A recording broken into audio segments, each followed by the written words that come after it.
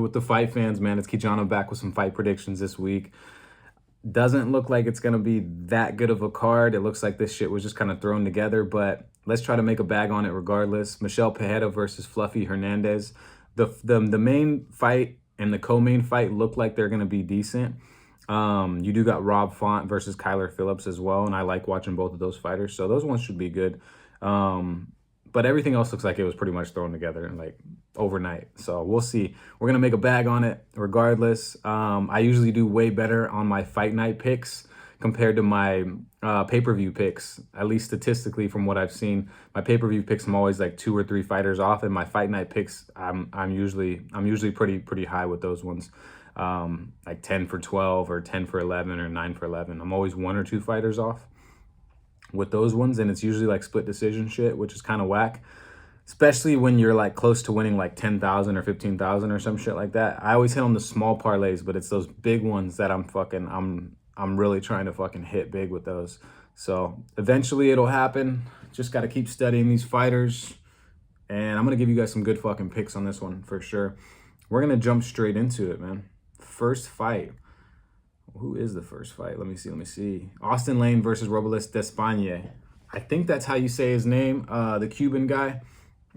I'm going to rock with the Cuban on this one just for the simple fact that he has a ton of power in his hands.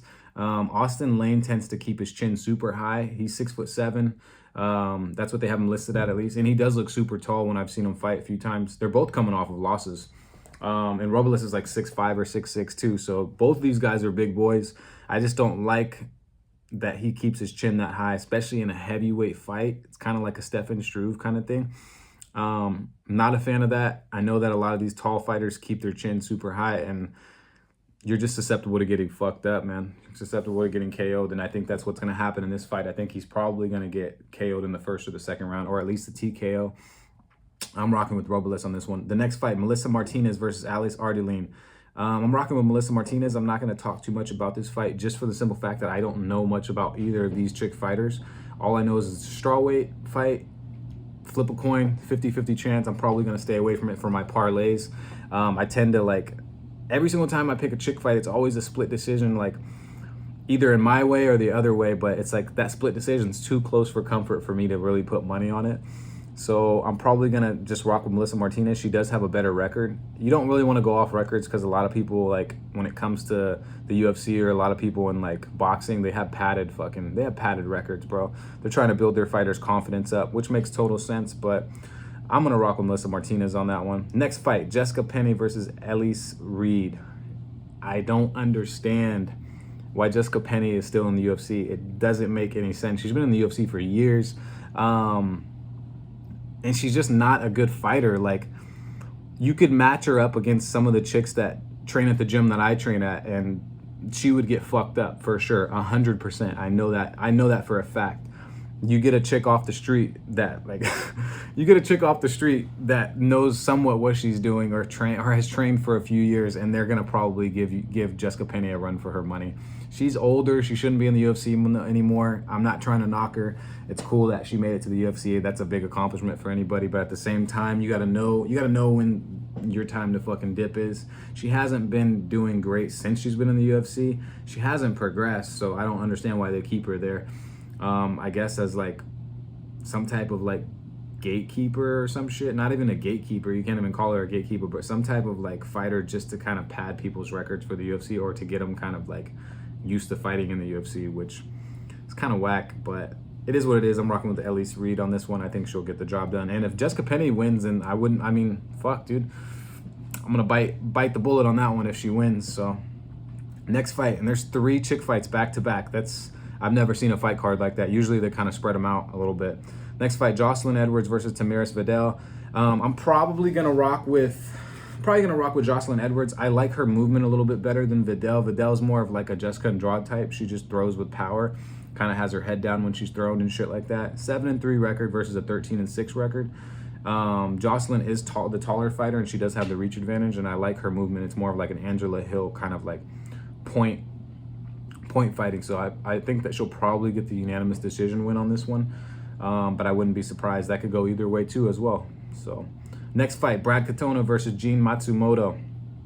I can't really rock with Brad Katona. It doesn't seem like he's really, it doesn't seem like he's progressed. He seems like he's the same fighter that we've seen. He likes to go for a few takedowns. He's not the greatest with his striking.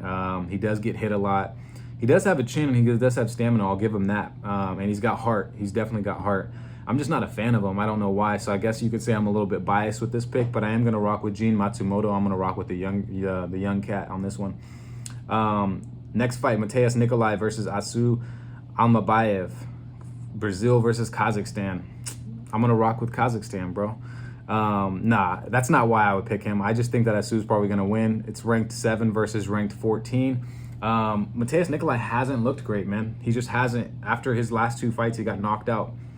TKO'd both of his fights. So I know one of them was with Alex Perez. I think that was his last one. And then the next one, Brandon Royval. Yeah, Brandon Royval caught him with something real slick. So, I mean, after you have back-to-back KO losses like that, it's just not a good look, man. It's not. Your brain starts becoming mush after a while. You don't recover the same. And I don't know, man. Some of these fighters, they come back way too fast after taking a KO loss. I don't think they realize what they're actually doing to their brain. It's the same with like football players when they fucking get a concussion or some shit like that and they come back 2 games later because they're so-called cleared to go. Man, you're with concussions and that type of shit, your brain just keeps getting worse and worse and worse and worse. And before you know it, like, you're gonna be slurring your words. You ain't gonna be able to talk. All this extra shit. Unnecessary brain damage, bro. So, yeah, I mean, this is the sport that these guys are in. So, I mean, it is what it is. These are modern day gladiators. But at the same time, this guy should have took a little bit more time off, in my own opinion. I am gonna rock with Almabayev on this one. Next fucking fight, Darren Elkins versus Daniel Pineda. I am going to rock with Daniel Pineda. Darren Elkins has so much scar tissue. He's got so much heart. He's got really, really good cardio. He doesn't get tired for the most part. He just keeps going, and he has some of the craziest comebacks ever in the UFC.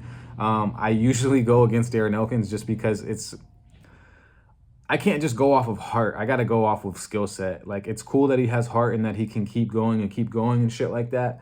And he just has that willpower to kind of just outwork his opponent for the most part. But I can't go with that all the time. I got to go with somebody that has that skill set. Don't get me wrong, Darren Elkins he's got skills for sure, but he's getting older. He is the favorite in this one.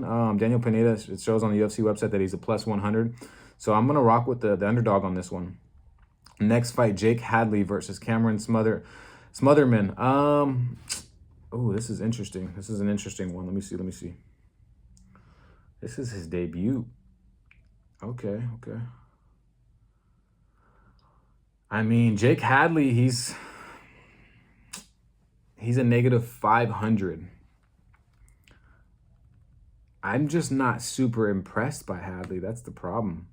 I like some of his fights that he's had, but I just don't think he should be that much of a favorite for this. I'm probably going to rock with the underdog on this one. I don't know anything about Cameron Smotherman. I'm probably going to go back and watch a few of his fights. I didn't get a chance to before I did this video. I'm going to go watch a few of his fights. But I think I am going to rock with the underdog on this one.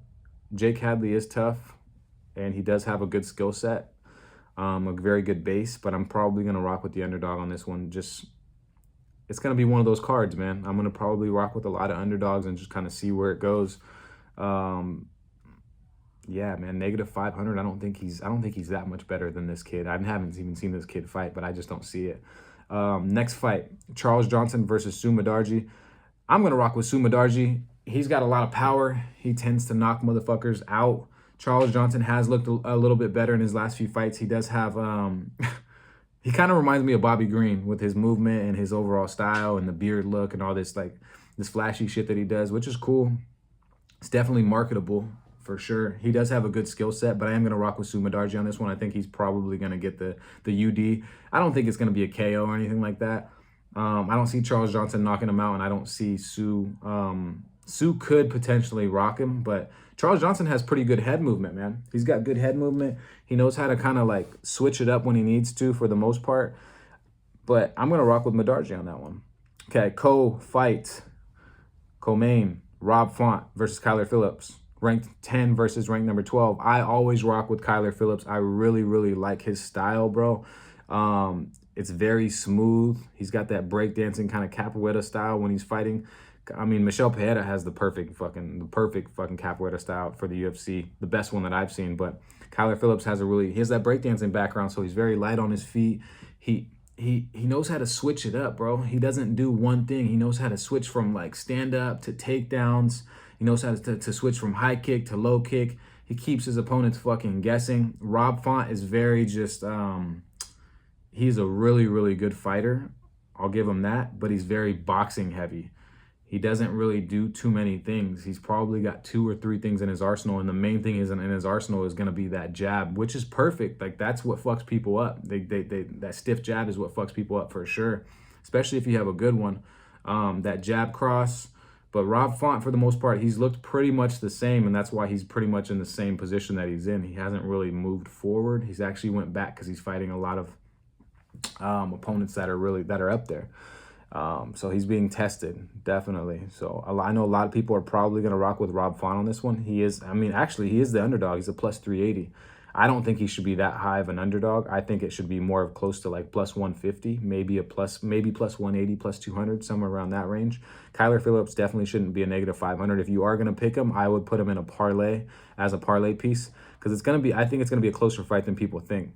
The only thing is Phillips is actually really, really good on the ground too. His submission skill set is really, really good. He just hasn't gotten a chance to really display it. But this guy just keeps getting better. I love his style. He's got good flow. He's got good cardio, and he mixes it up really well. So I'm going to rock with Kyler Phillips on this one. The main fucking event, I can't believe Anthony Hernandez is a negative 135 on the UFC website, and Michel Pereira is a plus 114. I'm going to rock with Michel Pereira on this one. His cardio has improved. He is going to be the bigger fighter. I think he has, actually, I know, not I think, he has more power than Anthony Hernandez. He mixes it up well. Anthony Hernandez is most likely going to be more wrestling based, which is fine. That could definitely play a key factor for Pereira, and it could wear him down. Hernandez has better cardio for sure than Pereira. I don't see him gassing out like Pereira would.